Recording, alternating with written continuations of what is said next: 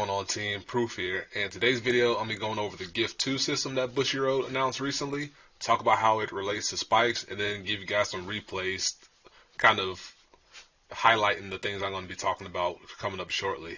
So, what are the new gifts that they talked about? And it's the new Gift 2 system, and when you ride on your grade 3, you pick either your regular, traditional marker that you're used to, either Protect, Excel, or Force, whichever one your clan relates to, or you can select this new Gift 2 marker. I don't know if it has another name for it right now, but we kind of just calling it Gift 2 markers, which are of the same variety, so Excel, Force, and Protect, but they now have different effects attached to it. And once you ride on your grade 3, your first grade 3 that can generate a marker for you, you are locked into you're locked into the decision that you make as of that moment in time. So if you want to be Excel 1, whenever you ride a subsequent Vanguard, you still get an Excel 1 circle. You can't mix and match them unless you are Bermuda Triangle or you have some other way in the future to generate opposing markers outside of your clan. That's when you can start mixing and matching in terms of if you choose Force 1, if you're Bermudas and you beat the condition to get the other circles, you can then get Excel 2 and Protect 2 to go along with it. And so you're not locked into the particular version 1 that corresponds with the choice that you made previously, or you know what I mean.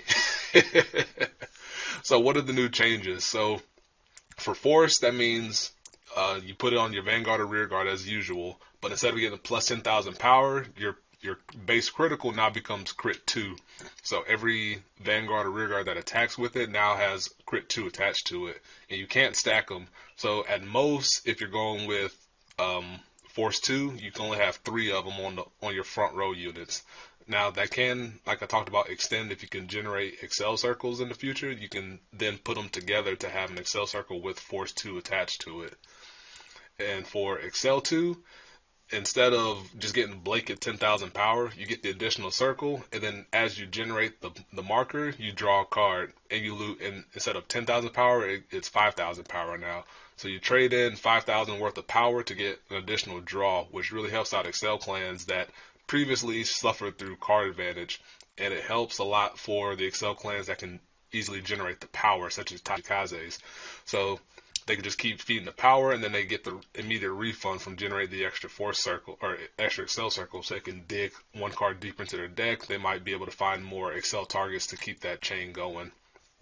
And then for Protect 2, it kind of becomes, it's similar to a Force marker. It goes to the rear guard circle, and then the unit on that circle gets plus 5,000 power and plus 10,000 shield, and that extends to intercepting as well.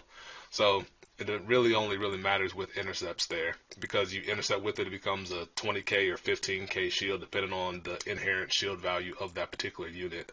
And that's nice to be able to help out in the Excel matchup where your Protect 1 markers become less favorable to have because of all the multi-attacks going on. So you can trade that in for a rear guard that can intercept to help that additional shield value out. So what does that mean for spikes? As previously noted, spikes are a Force clan, so we get that Force 2 marker, which means that instead of getting the 10,000 power, we get that base 2 critical. And it's really nice for spikes because spikes very easily gain power through their cards, so your Juggernaut Maximums, your Brackies, etc. And now that also means that traditionally you would have your Force marker on one side, and then you would traditionally put a power unit early on the opposite side, so that way a weaker unit can probably hit for a better number. So that stranded 10k, such as a Spike Bouncer, can become a 20k attacker. Now you're going to shift that over, and you're going to put your power unit on that Force 2 circle, because now it starts hitting for that dangerous number to make your opponent much more uncomfortable. And then you combo it up with General Safety being able to absorb the power unit and call it out for additional 10,000 power that it would have gotten anyway from the original Force circle. And now you have a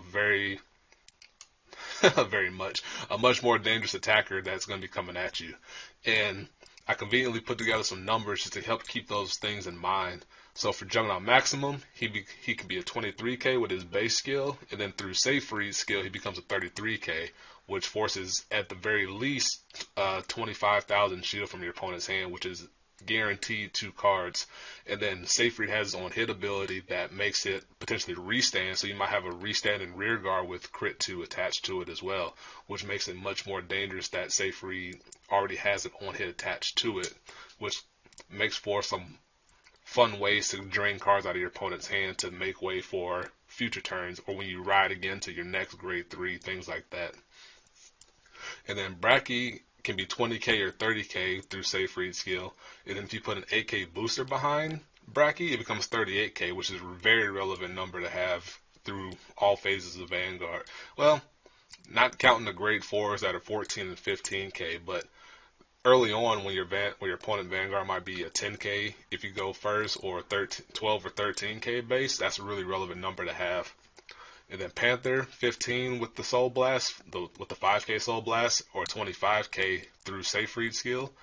And then with an 8k booster, he becomes 33k. And then if he hits, you can restand it with the power already. And then you can do the Soul Blast 15 because it's not once per turn, to then attack your opponent for, say, 35,000, and then you get it back into the soul for later. So you may Soul Blast it out or something, but you still put that threat on your opponent, which is really good. And to me, in my opinion, this gives Spikes a really helpful boost while we wait for our Wave 2 stuff to come out, that we might be able to better contend against some of the other decks in the meta that we may have previously struggled against. It's really nice to have it against the Protect matchups, because previously we would struggle against them being Spikes, because we would get the jump on them early, but then if they generate a lot of heals or Protect markers and stuff like that, we might not be able to close out the game. But now, if we get multiple re-rides going and have our rear guards threatened with crit 2 the entire game, it drains their hand much more readily. And then Seyfried putting a lot of pressure on them with the Vanguard swing as well, so they have to pick their poison, which is really nice for us. And then whenever Wave 2 comes out, we can combine those two things together and then see what kind of magic can happen.